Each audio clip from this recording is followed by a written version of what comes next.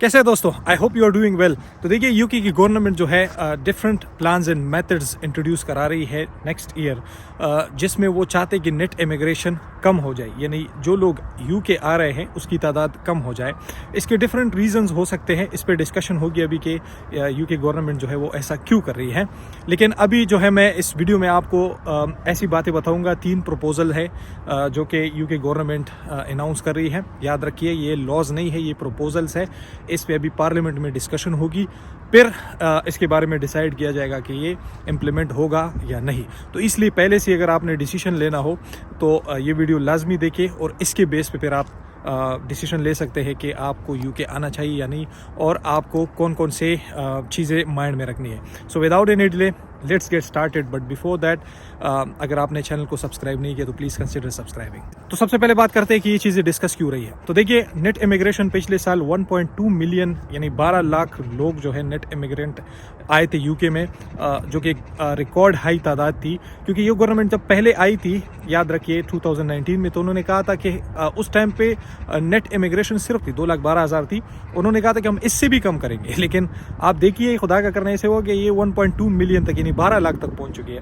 तो इसके तो कई रीज़न है। एक रीज़न जैसे सपोज नेट इमिग्रेशन इस वजह से भी बढ़ी कि यूक्रेन का क्राइसिस हो गया, तो इनको यूक्रेन से भी लोग लेने पड़े, हज़ारों शायद लाख से भी ज़्यादा लेने पड़े होंगे।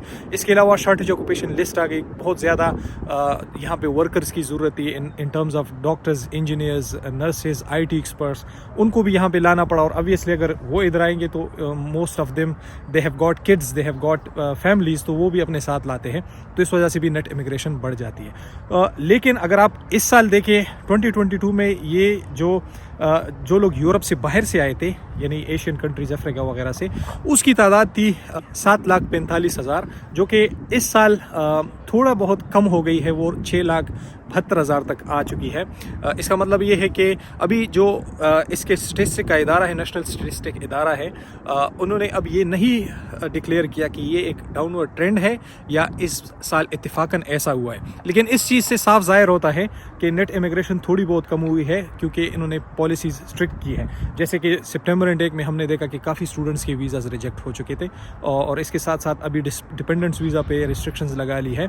तो अभी इसके बाद ये तो मैंने आपको इसका बैकग्राउंड बता दिया कि ये डिस्कशंस क्यों चल रही है। अब आते हैं उन 3 प्रपोजल के बारे में कि वो प्रपोजल कौन सी है और क्यों इसके बारे में आपको जानना ज़रूरी है। तो चलिए वो प्रपोजल की बात करते हैं। जो सबसे पहली प्रपोजल है उसमें कहा गया है कि हमें जो स्किल वर्कर वीज़ा का थ्रेश होल्ड लेवल है, जो कि सिर्फ 26,000 पाउंड है, उससे हमें इसको बढ़ा के 30,000 पाउंड, और अभी मैंने एक न्यूज़ सुनी कि 40,000 पाउंड तक ले जाना होगा। तो ये एक बहुत बड़ा डिफरेंस है। अब ये क्यों कर रहे हैं? ये इसलिए कर रहे हैं, देखो 26,000 पाउंड पे आप बाहर से बंदा ला सकते हैं। तो ये गवर्नमेंट ने जो है यहाँ पे जो लाइसेंसिंग इदारे हैं, जो ऑर्गेनाइजेशंस, जो कंपनीज़ है जिनके पास लाइसेंस है बाहर से लोग को रिक्रूट करने का, उसको एक कंसेशन दी है उनको कि 20% आप कम सैलरी दे सकते हैं यहाँ के लोगों की निस्बत, और बाहर से लोग ला सकते हैं। तो यहाँ पे देखा जाए तो उन लोग से भी अनफेयर है कि यार उनको 20% कम मिल रहा है यहाँ के लोगों की निस्बत, और यहाँ के लोगों के लिए भी अनफेयर है क्योंकि इनको फिर जॉब अपॉर्चुनिटीज़ नहीं मिल रही। तो एक तो उनका ये प्लान है कि अगर हम थ्रेश होल्ड लेवल सैलरी का बढ़ा दें तो फिर क्या होगा कि यहाँ की कंपनीज जो है वो 1000 बार सोचेगी बाहर से लोगों को रिक्रूट करने का, क्योंकि बाहर से लोग रिक्रूट करेंगे तो वो महंगा पड़ेगा, और जब महंगा पड़ेगा तो इसलिए ये कंपनीज क्या करेंगी, उनकी कोशिश होगी कि हम लोकली है किसी को रिक्रूट करें, क्योंकि बाहर से ऐसी मतलब एक तो टाइम बहुत ज़्यादा लगता है, दूसरा इसमें ख़र्चा भी बहुत ज़्यादा आता है। तो इससे अच्छा है कि यहाँ से रिक्रूट करें। तो एक तो नेट इमिग्रेशन कम करने के लिए ये तरीका इन्होंने अपनाया है। और सेकंड जो पॉइंट है, तो उस सेकंड प्रपोजल में वो कह रहे हैं कि हम जो स्किल वर्कर आ रहे हैं उनके लिए हम डिपेंडेंट्स की तादाद कम कर रहे हैं। डिपेंडेंट्स की तादाद कम कर रहे हैं कि इन अ सेंस के शायद ये कुछ ऐसे वीज़ास जिन पे ये रिस्ट्रिक्शन लगाए कि वो अपने साथ डिपेंडेंस नहीं ला सकते। तो इसका मतलब ये है कि जो मैरिड लोग हैं वो शायद फिर इनके लिए अप्लाई ही ना करें, अनमेरिड लोग आए। और दूसरी बात ये कि शायद वो फिर किड्स पे रिस्ट्रिक्शन लगाए कि चलो 1 किड हो तो आ जाए, 2 किड हो तो आ जाए। तो एक और चीज़ भी है कि यहाँ पे फिर वो बर्डन बढ़ जाता है, बच्चे आ जाते हैं तो स्कूल पे यहाँ पे एजुकेशन फ्री है उनकी, यहाँ पे फिर NHS वगैरह पे भी बर्डन पड़ता है। तो उसको भी कम करने के लिए इन्होंने ये प्लान बनाया हुआ है। थर्ड जो प्रपोजल है वो है कि जो शॉर्टेज ऑक्यूपेशन लिस्ट है उसको कम्प्लीटली एबॉलिश किया जाए। अब बात आती है कि शॉर्टेज ऑक्यूपेशन लिस्ट क्या होती है। तो देखिए, शॉर्टेज ऑक्यूपेशन लिस्ट वो काम है, वो फील्ड्स है जिनमें यहाँ पे लोगों की तादाद कम है, इसलिए गवर्नमेंट ने कंपनीज को इजाज़त दी है कि वो बाहर से भी लोगों को रिक्रूट करके ला सकते हैं। जैसे सपोज डॉक्टर्स है, तो आप जहाँ पे भी इधर हॉस्पिटल्स में जाए, ज़्यादातर आपको पाकिस्तानी, इंडियंस, नाइजीरियंस डॉक्टर्स ही मिलेंगे। उनको बाहर से आप रिक्रूट कर सकते हैं, क्योंकि इधर ज़्यादातर लोग मेडिकल पढ़ते नहीं हैं, इसलिए इन लोगों की ज़रूरत होती है। नर्सेज हो गई, केयर वर्कर्स जो है, बहुत ज़्यादा लोग केयर वीज़ा में भी इसलिए आए हैं क्योंकि अब यहाँ पे सब लोग सेटल है, तो अब क्यों चाहेंगे कि किसी पराए बूढ़े लोगों की खिदमत करे ऐसी।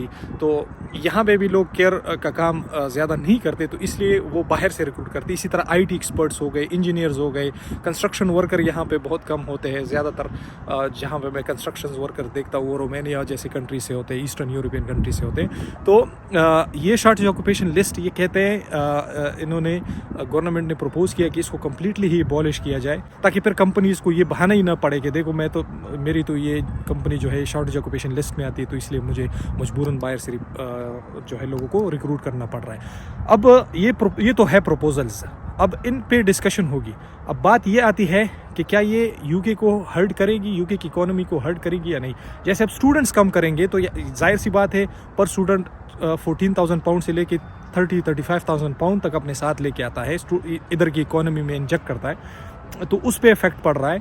इसी तरह अगर डॉक्टर्स, इंजीनियर्स और ये सारे लोग नहीं आएंगे, तो ऑलरेडी इधर यहाँ पे 12-13 लाख लोगों की कमी है, तो फिर वो कैसे पूरी होगी। तो इकोनॉमी तो ऑलरेडी यहाँ पे बहुत ही एक आप कह सकते हैं कि रिसेशन में चल रही है, इससे तो और भी इकोनॉमी पे बहुत ज़्यादा असर पड़ेगा। तो इसलिए इस गवर्नमेंट के लिए इतना आसान नहीं है कि ये इन प्रपोजल पे को इम्प्लीमेंट करे, इसमें अमल में लाए। लेकिन ये 3 प्रपोजल चल रही है, ये आपने माइंड में रखनी है। अब जो भी इसके आगे क्या डिसीजन ये लेगी गवर्नमेंट, जैसे पहले प्रपोजल आता था कि डिपेंडेंट वीज़ा ख़त्म हो रहा है, वो प्रपोजल फिर लॉ बन गया, और अब वो डिपेंडेंट्स आप देख सकते हैं कि स्टूडेंट वीज़ा पे डिपेंडेंट्स आप जनवरी के बाद नहीं लेके आ सकते। तो इसी तरह ये भी प्रपोजल है, इस पर भी स्पेकुलेशन चल रही है। तो अगर ये पार्लियामेंट से पास हो गए तो उसके बारे में भी मैं वीडियो बनाऊँगा, लेकिन मैंने आपको इन्फॉर्म करना था। बाकी भी अगर आपको कोई भी क्वेश्चन पूछना हो तो आप मुझे इंस्टाग्राम या स्नैपचैट पे मैसेज करके पूछ सकते हैं, लेकिन काइंडली मैं रिक्वेस्ट करता हूं कि आप मैसेज डायरेक्ट पूछा करें। हाय, हेलो और सलाम की ज़रूरत नहीं है, क्योंकि आप सिर्फ वही करते, फिर 3-4 दफ़ा करते और कहते कि रिप्लाई करें। जब मैं रिप्लाई करूंगा तो फिर आप कहते कैसे हैं आप, ठीक है, उसके बाद कोई क्वेश्चन करेंगे।